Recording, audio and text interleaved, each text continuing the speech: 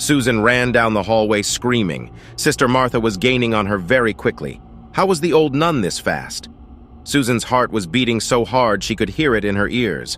Her hair was waving behind her with the wind and rippled as she ran through the hauntingly quiet halls. She knew these halls well and knew just how to swing round the corners to pick up more speed. Would she make it? Sister Martha was a horrible woman. They called her Sister Satan in the convent.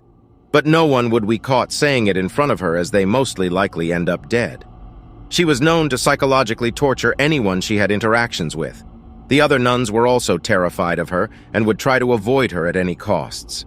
She was extremely strict and had a piercing stare that would strike fear in all the orphans. There was one child she hated and detested more than most. The mention of Susan's name would make the hatred churn up in Sister Martha's cold heart. Susan was a recent addition to the convent. She grew up at her home with loving parents, but one day in a sad turn of events, they went missing. People speculated that it was a tragic accident. Susan had no surviving relatives that could look after her, so she was shipped off to the convent. All the other girls loved Susan. She had courage and personality.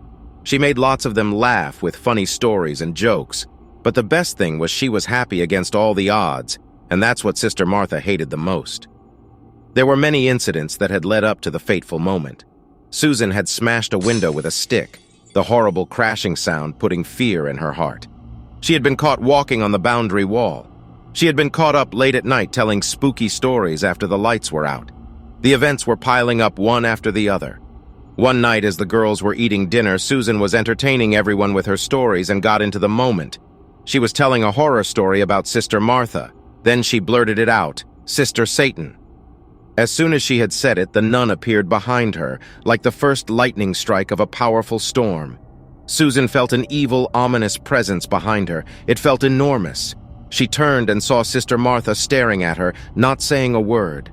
Her face was cold and gave off a terrifying glare. She leaned in slowly till her mouth was right by Susan's ear. "That's not my name," she whispered. Her tone was flat and completely dead of emotion, just like the look in her eyes.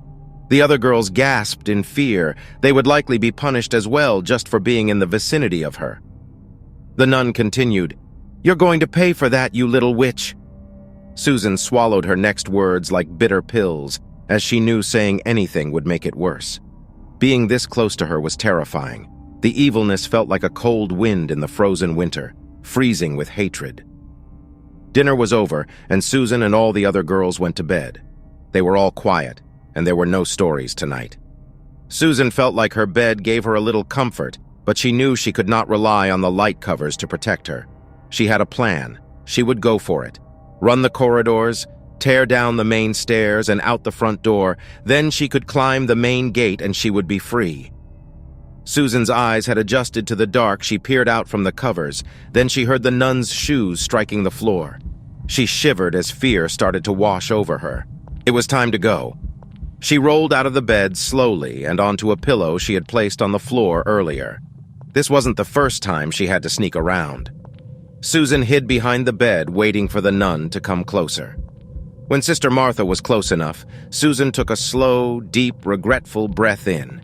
She jumped up and ran right past the dark, shadowy figure. She ran straight out of the dormitory and towards the main stairs. Susan ran down the hallway screaming. Sister Martha was gaining on her very quickly. How was the old nun this fast? Susan's heart was beating so hard she could hear it in her ears. Her hair was waving behind her with the wind and rippled as she ran through the hauntingly quiet halls. She knew these halls well and knew just how to swing round the corners to pick up more speed.